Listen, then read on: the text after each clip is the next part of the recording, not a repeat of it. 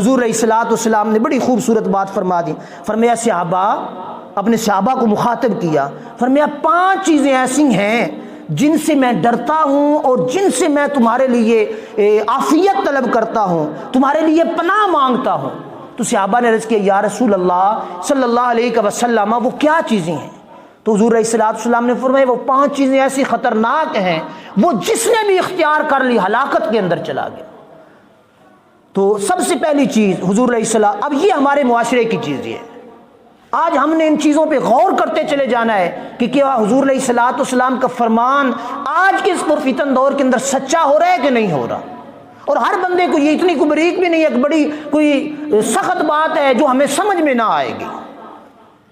حضور علیہ الصلوۃ والسلام نے ارشاد فرمایا جب کسی قوم میں کھلم کھلا بدکاری ہوتی ہے تو اللہ تبارک و تعالیٰ ان پر ایسے مکروہات نازل کرتا ہے جو اس سے پہلے کبھی نہیں ہوئے ہوتے.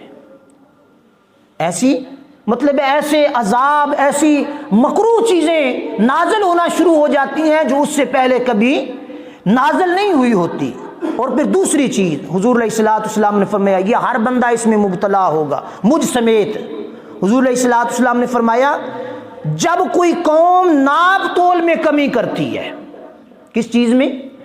ناپ تول کے اندر کمی کی جاتی ہے تو ان پر تنگ دستی نازل ہو جاتی ہے اور قحط سالی آ جاتی ہے، ظالم حاکم مسلط کر دیا جاتا ہے.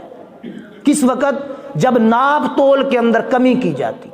اب ہم لوگ اپنی زندگیوں کا مطالعہ کریں، اپنے معمولات کو دیکھیں، کپڑا لینے جائیں اس کے اندر کمی، سودا سلف لینے جائیں اس کے اندر کمی، بند پیکٹ کوئی کسی چیز کا بھی لے کے آئیں وہ بھی جہاں لا کے اس کا وزن کریں تو 950 گرام نکلتا ہے. یہ ایسی چیزیں ہیں کہ نہیں ہیں؟ یہ معاشرے کے اندر ناپ تول کے اندر کمی ہو رہی ہے. ہر تاجر، تجارت کرنے والا، مالدار وہ اپنے زاویے سے کسی نہ کسی زاویے سے فراڈ، کوئی کنڈے کے اندر خرابی کر رہا ہے. فصل بیچنے والے کی یہ کوشش ہوتی ہے کہ میں اس کو فصل کم جائے وزن زیادہ جائے، خریدنے والے کی کوشش ہوتی ہے فصل زیادہ آئے وزن کم جائے. یہ بیماریاں ہماری ناپ تول کے اندر کمی کی وجہ. اور پھر حضور علیہ الصلوۃ والسلام نے فرمایا جب ایسا کریں گے تو کیا ہوگا؟ تنگ دستی آ جائے گی. ناپ تول میں کمی کی وجہ سے تنگ دستی آ جائے گی، قحط سالی ہو جائے گی اور ظالم حاکم مسلط کر دیا جائے گا. آج ہم لوگ ناپ تول کے اندر کمی کرتے ہیں تو تنگ دستی ہے کہ جتنا بھی کمال اتنے ہر بندہ پریشان ہے، ہر بندہ تکلیف اور اذیت کے اندر مبتلا ہے. کوئی بھی بندہ سکون میں نہیں ہے، کوئی امیر ہے، غریب ہے، چھوٹا ہے، بڑا ہے، ہر بندہ اس تنگ دستی کی وجہ سے حالات کا رونا، ہر طرف رویا جا رہا ہے اور ظالم حکمران مسلط ہیں. یہ اپنا نظام ہم لوگ دیکھ لیں معاشرے کے اندر، جہاں کہیں بھی جانا ہے کوئی بھی کام کرنے کے لیے لاکھ روپے تنخواہ لینے والا 5000 کمانے والے سے رشوت طلب کر لیتا ہے. یہ ایسا معاملہ ہے کہ نہیں ہے؟ یہ ساری بیماریاں، برائیاں آج ہمارے اندر پائی جا رہی ہیں جن کی وجہ سے آج ذلت اور رسوائی کے گڑھے میں ہم سب لوگ ڈوبتے چلے جا رہے ہیں. رزق کی فراوانی ہے لیکن پورا نہیں پڑنے والا. اور پھر تیسری چیز حضور علیہ الصلوۃ والسلام نے ارشاد فرمایا جب کوئی قوم اپنے مالوں کی زکوٰۃ نہیں دیتی. اب یہ ہمارے لیے حکم آ گیا، جب کوئی قوم اپنے مالوں کی زکوٰۃ نہیں دیتی تو انہیں خشک سالی گھیر لیتی ہے. کیا ہوتا ہے؟ خشک سالی آ جاتی ہے، بارش نہیں ہوتی. اور زمین پر حضور علیہ الصلوۃ والسلام نے فرمایا اگر زمین پر چوپائے نہ ہوتے، یہ جانور جتنے بھی ہیں یا یہ کیڑے مکوڑے ہیں، یہ جانور ہمارے ہیں، یہ جانور چوپائے نہ ہوتے تو حضور علیہ الصلوۃ والسلام نے فرمایا اللہ وحدہ لا شریک بارش کو روک لیتا. کیا ہوتا؟ یہ جو بارش ہم پہ برستی ہے یہ نہ سمجھے کہ ہم بڑے نیک ہیں، بلکہ یہ بارش اور بادل ہم لوگوں کو آج کے موسم میں ڈرا رہے ہیں، دمکا رہے ہیں. کئی ایسے علاقے ہیں وہ ادھر لیا کی طرف جہاں بارش نے تباہی مچا دی ہے، گزشتہ ہمارے علاقے میں تباہی مچا دی تھی. یہ کیا تھا؟ یہ ڈرایا جا رہا تھا رب کی طرف سے. چاہیے تو یہ تھا کہ ہم لوگ ڈرتے، ہم لوگ اپنی عاقبت کو سنوارتے، بہتر کرتے. تو ہم لوگ سمجھتے ہیں نہیں ہمارے لیے یہ نہیں ہے، یہ تو کسی اور کے لیے ہے. تو بے موسمی بارش ہونا اور حد سے زیادہ ہو جانا یا بارش کا نہ ہونا، یہ دونوں چیزیں عذاب کے سبب میں آ جاتی ہیں۔ تو ہم لوگوں کو اس چیز کا ڈر بالکل بھی نہیں ہے۔ اور پھر تیسری چیز حضور علیہ الصلوۃ والسلام نے ارشاد فرمایا، چوتھی، جب کوئی قوم اللہ اور اس کے رسول کا عہد توڑ دیتی ہے، اللہ اور اس کے رسول کا وعدہ جو اللہ سے ہم لوگوں نے کیا ہوا، اور میں پہلے بھی 2-3 دفعہ بیان کر چکا ہوں کہ جب ہم پڑھتے ہیں کلمہ لا الہ الا اللہ محمد رسول اللہ، یہ اللہ کے ساتھ ہمارا حلف ہوتا ہے۔ کلمہ کیا ہے؟ حلف ہوتا ہے۔ جب ہم میں سے کوئی افسر بنتا ہے، کوئی کسی بڑی پوسٹ پہ جاتا ہے، وہ چھوٹا جج تھا بڑا جج بن گیا، کوئی مطلب ہے وزیر اعظم بن گیا، کوئی M P A M N A بن گیا، تو اس کا پروسیجر کیا ہے؟ اس سے حلف لیا جاتا ہے۔ اور حلف قرآن و سنت کے مطابق وہ جو الفاظ بولتی ہیں وہ ہوتا ہے کہ ظالم نہیں بنوں گا، کسی کے ساتھ ظلم نہیں کروں گا، اپنی ذاتی حیثیت کو اختیار کر کے کسی انسان پر ظالم نہیں بنوں گا، ظلم نہیں کروں گا۔ اسی طرح بلا تشبیہ و بلا مثال جب ہم رب کا کلمہ پڑھتے ہیں لا الہ الا اللہ محمد رسول اللہ، تو یہ رب کے ساتھ وعدہ ہوتا ہے کہ باری تعالیٰ پہلے تو میں تھا غیر مسلم، اب میں ہو گیا ہوں مسلمان، اب تیرے حکم کے سامنے اپنے جبین نیاز جھکا دوں گا، اپنا ہر چیز تن من دھن سب کچھ تیرے حکم کے تابع کر دوں گا۔ نماز کا حکم آئے گا نماز پڑھوں گا، تو نے رزق دیا اس میں سے صدقہ کروں گا، زکوٰۃ کروں گا، خیرات کروں گا، اعمال صالح کروں گا، ظلم نہیں کروں گا۔ ہم لوگ صبح نماز پڑھ کے، کلمہ پڑھ کے، اچھی آواز نال ذکر کر کے، درود پڑھ کے، دعا مانگ کے ہم لوگ چلے جاتی ہیں، پھر ظالم حق تلف وہ سارے معمولات ہم لوگ کرتے ہیں کہ نہیں کرتے؟ جب یہ سارا کچھ کرتے ہیں تو حضور علیہ الصلوۃ والسلام نے فرمایا جب کوئی قوم اللہ اور اس کے رسول کا عہد توڑ دیتی ہے تو اس پر دشمن مسلط ہو جاتے ہیں۔ کیا ہوتا ہے؟ دشمن مسلط ہو جاتی ہیں جو ان سے ان کا مال اور دولت چھین لیتے ہیں۔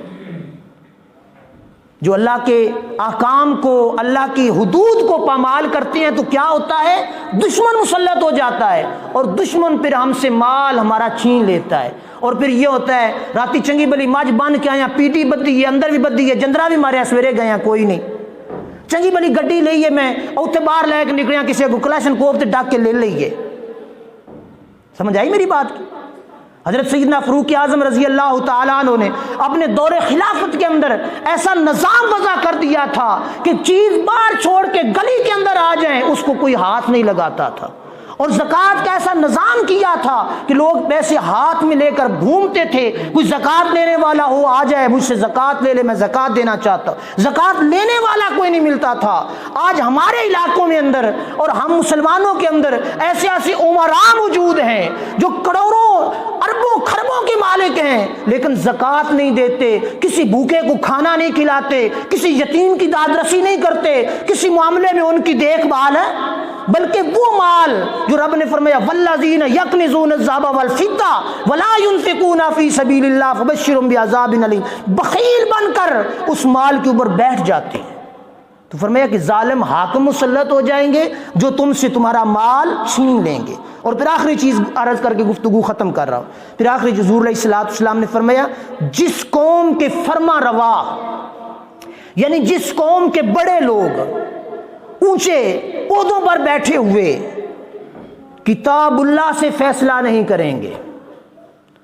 آج ہماری عدالتوں کے اندر، ہمارے تھانوں کے اندر، ہماری کچہریوں کے اندر، ہماری یونین کونسل کے اندر، ہمارے اوپر بڑے لیول پہ کہیں تک بھی چلے جائیں، کوئی بھی ہمارا فیصلہ قرآن اور حدیث کے مطابق نہیں ہے۔ رشوت خوری، سفارش، غریب بندہ تو کہیں جا ہی نہیں سکتا، یہ سارے کا سارا ٹوٹل نظام حضور علیہ الصلوۃ والسلام نے فرمایا جب قوم کے فرما روا کتاب اللہ اور رسول اللہ کی شریعت کو چھوڑ کر فیصلہ کریں گے تو کیا ہوگا؟ ان کے دلوں میں پھر ایک دوسرے کے لیے خوف پیدا ہو جائے گا۔ آج ہمارے دلوں کے اندر ایک دوسرے کے لیے ڈر ہے، خوف ہے، ہر کوئی ڈرا سہما رہتا ہے، یار کوئی ایسا نہ ہو جائے، یہ نہ ہو جائے، وہ نہ ہو جائے، کوئی چوری سے ڈر رہا ہے، کوئی ڈاکہ زنی سے ڈر رہا ہے، یار میں راتی نہیں جانا بوئے دوائی لین، کوئی پھج کے اتنے مار ہی نہ دے۔ یہ سارے معاملات ہیں کہ نہیں ہیں؟ تو پھر یار مجھے اور آپ کو یہ چیز سوچنا پڑے گی ایسی معاملات کیوں ہیں؟ ہمیں رب نے قرآن دیا زندگی گزارنے کے لیے، ہمیں حضور علیہ الصلوۃ والسلام کی ذات دی نمونہ بنا کر، فرمایا ان کی زندگی کے مطابق اپنی زندگی بسر کرو تو تمہاری زندگی کو کوئی پریشانی نہیں ہوگی۔ آج ہم ہر پریشانی، ناپ تول میں کمی، قتل و غارت گری، بے فحاشی، اریانی، یہ سارے کے سارے معمولات آج ہماری زندگیوں کے اندر پائے جا رہے ہیں۔ ہر کوئی غاصب ہے، غریب یتیم مسکین کے حقوق کو غصب کر کے بیٹھا ہوا ہے۔ تو جب تک ہم لوگ ان چیزوں کو نہیں چھوڑیں گے، نماز، روزہ، حج، زکاتیں، سارے معمولات ان کی گرفت نہیں کریں گے، مضبوطی سے ان پر عمل نہیں کریں گے، اپنے نفس کو پاک نہیں کریں گے، تو پھر بات ہماری نہیں بنے گی۔ پھر یہ حاکم، ظالم حاکم، ہم لوگ کہہ دیتے ہیں کہ عمران خان بڑا برا ہے، اپنے اندر نہیں کبھی جھانک کے دیکھا کہ یار میں کتنا برا ہوں، زکوٰۃ مجھ پر واجب ہوئی میں نے دی، اتنی میری فصل ہوگی میں نے عشر دیا، غریب میرے دروازے پہ بلک رہا ہے میں نے اس کے منہ میں پانی ڈالا، یہ بندہ، اس کی بیٹی جوان ہو گئی جہیز کی لعنت کی وجہ سے، کیا میں نے اس کی داد رسی کی؟ ایسا کچھ بھی یار آج ہمارے اندر نہیں ہے۔ ہم ایک دوسرے کے محافظ نہیں، دشمن بن کے بیٹھے ہوئے ہیں۔ بھائی بھائی کا دشمن ہے، دوست دوست کا دشمن ہے، ہمسایہ ہمسائے کا دشمن ہے۔ حالانکہ حضور علیہ الصلوۃ والسلام نے تو ہمسائے کے، رشتہ داروں کے بے شمار حقوق بیان فرمائے ہیں۔ آج ان چیزوں کو ہم لوگوں نے سب نے ترک کر دیا ہوا ہے، بخل کی زندگی بسر کر رہے ہیں، ہرس اور لالچ کی زندگی بسر کر رہے ہیں، جائیداد، سونا چاندی جمع کرنے کے لالچ میں ہم لوگوں نے ہر کسی کا حق مار لیا، مزدور کی مزدوری مار لی۔ تو پھر کیا ہے؟ پھر آج ہم لوگ جتنا بھی کما کے لے آئیں، شام کو میں بھی پریشان ہوں، آپ بھی پریشان ہیں۔ تو اس پریشانی سے نکلنے کا ایک واحد حل ہے، رب اور رب کے رسول نے جو طریقہ دیا اور سنت اور شریعت دی، اس کے مطابق اپنی زندگی پہ آ جائیں تو انشاءاللہ العزیز اللہ کے فضل سے آج بھی ہم مسلمان کامیاب ہو سکتے ہیں۔ آج بھی ہم اسی نبی کا کلمہ پڑھتے ہیں جس کا صحابہ پڑھتے تھے۔ آج ہمارے پاس وہی کلام قرآن ہے جو صحابہ نے پڑھا، حضور علیہ الصلوۃ والسلام کی زبان اقدس سے نکلا، جس کو دم کر کے لوگوں کو شفائیں ملتی تھیں۔ آج ہم لوگ پڑھا پڑھا کے ہمارے گھروں میں جنات ختم نہیں ہوتے۔ مطلب ہے یہ ایک ہمارے اندر ایسی سچویشن پیدا کر دی گئی ہے کہ ہم نے قرآن سے ناتا تعلق توڑ لیا تو پھر ہر قسم کی پریشانی، کسی فقیر کے پاس چلے جائیں، کسی پیر کے پاس چلے جائیں، وہ جا کے آپ کو کہہ دے گا ڈاڈے والے جین نے تے پائے بھی ڈاڈی برجائی نے، سمجھ آئی؟ پھر لاڑ مار کے مرو بھائی تسی۔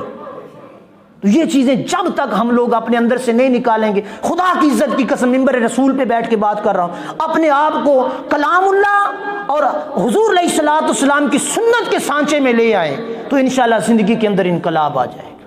پھر پریشانیاں، مصیبتیں، تکلیفیں سب کی سب ختم ہو جائیں گی۔ اللہ وحدہ لا شریک ہمیں صحیح معنوں میں اچھی زندگی بسر کرنے کی توفیق عطا فرمائے۔